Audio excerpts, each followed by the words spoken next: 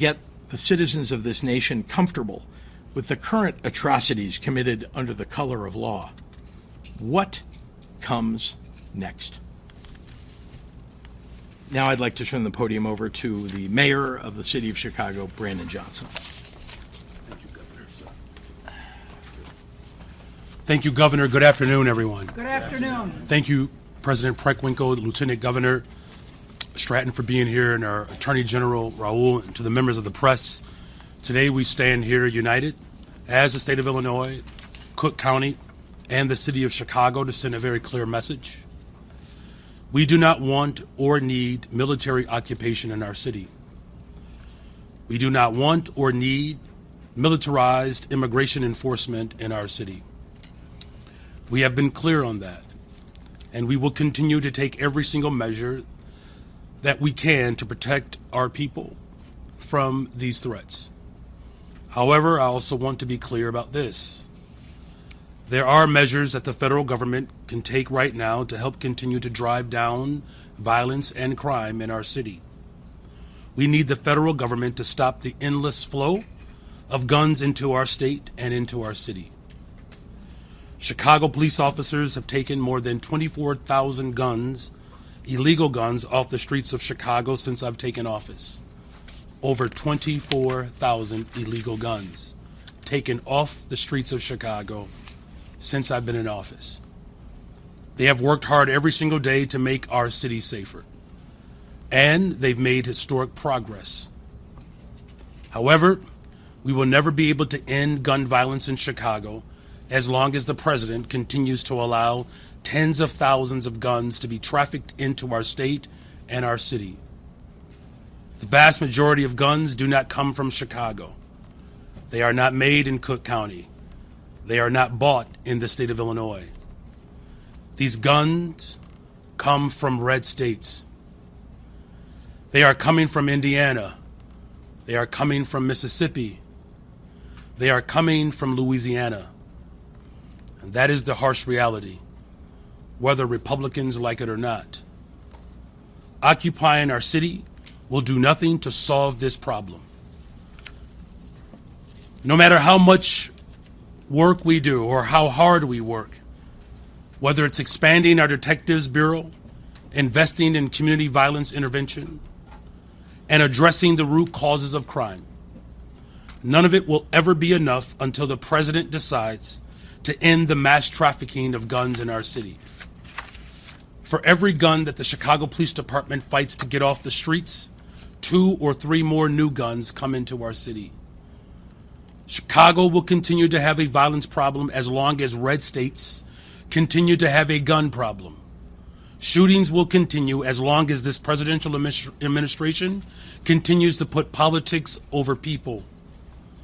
We have sued Glock over their semi-automatic guns that are easily converted into automatic weapons with switches. We have taken down gun stores in Indiana that illegally sell thousands of guns to traffickers who move them into Chicago. But whatever we shut down, and whenever we do this, another one pops up. The governor has worked extremely hard to strengthen our gun control laws across our state. And as much as we would like to, we cannot send officers across state lines to stop this problem at the source. We only have jurisdiction over our own city. The governor only has jurisdiction over our state lines. It is the role, and more importantly, the responsibility of the federal government and the president to stop the trafficking of weapons across state lines. For every shooting in Chicago, there is a gun trafficker in Mississippi making money. There is a gun trafficker in Louisiana profiting off of our pain. And this is a serious problem that has gone on for far too long, and it requires serious solutions. We wrote a letter to President Biden after a mass shooting in Chicago 2 years ago, asking for more resources to stop gun violence in our city by deploying federal agents to hold these gun traffickers accountable. President Biden responded with more resources and stronger enforcement, and that alone had a significant impact on gun violence in our city. We need President Trump to do the same. Instead of using militarized ICE agents to terrify our communities here in Chicago, instead of sending in Border Patrol to our city to detain mothers and fathers who have called Chicago their home for decades, working class people who pay their taxes and make our communities stronger, they should direct those resources to taking down gun traffickers so that we can finally put a stop to the violence. If the Chicago Police Department had a fighting chance, we could end gun violence in Chicago. But as long as this president allows hundreds of thousands of guns to come into our city, we will always be fighting an uphill battle.